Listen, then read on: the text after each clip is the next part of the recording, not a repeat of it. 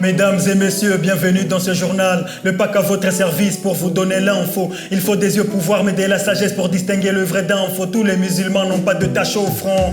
C'est Ebola qui sera au sommaire, au sommaire. Même si Covid arrive au sommet, au sommet. Goma est épargné, pas encore. Observons les mesures, c'est pas le temps d'avoir le sommeil, le sommeil. On croyait que Ebola avait pris fin. On a tous pensé que le virus n'avait plus fin. Les équipes des ripostes ont fait un grand travail. Pour ce faire, je vous donne un petit rappel rempli de détails. Depuis le début de l'épidémie, ce sont des chiffres simples, il ne s'agit pas d'épidémie. 3462 cas au total pour un virus aussi meurtrier, 1170 survivants, c'est un miracle. Le virus est venu d'où? C'est la question qui se pose. Et plus on s'expose lors d'un incendie, la priorité n'est pas de trouver celui qui a allumé le feu, mais bien d'éteindre le feu de peur que le village ne brûle. Voilà ce que nous devrions faire.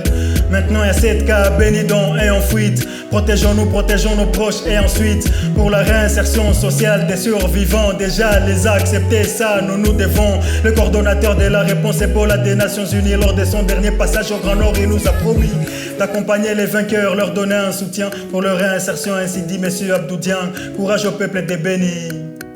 Polé Watoto wa béni. Massacre, Corona, Ebola, que faire? Observons les mesures, collaborons avec les équipes des ripostes. Tuli, Chapigana, Sana, Tujikaz et tous ces chocs.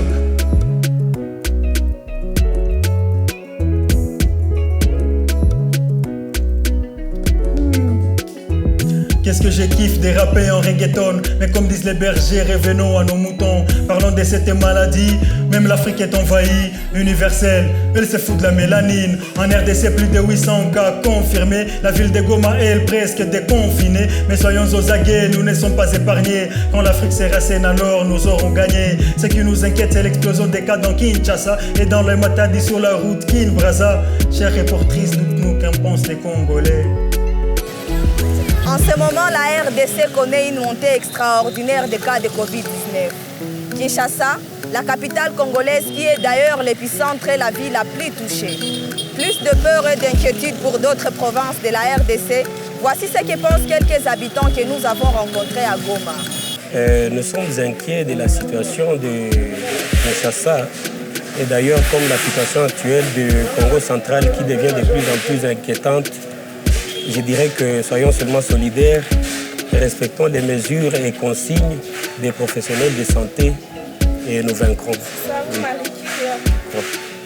Nous avons la paix au ventre vis-à-vis de la situation de Covid-2019 à Kinshasa. Et le plus important, c'est que nous puissions tout faire pour respecter les mesures préventives pour nous mettre à l'abri de cette maladie. Mais suis-je le seul à être inquiété par la flambée du prix d'unité? La louche avait fait des pressions, mais jusqu'à présent, je ne sais pas où nous en sommes. Je chante mal, je sais. Moi, je dirais que je sais. Et si on chante tout le temps, nous les Congolais, c'est parce qu'au fond, on saigne. Nous sommes en train de finir notre journal, nos profondes pensées pour la population d'Ouvira. Zik plus à la réalisation, NNP à la production.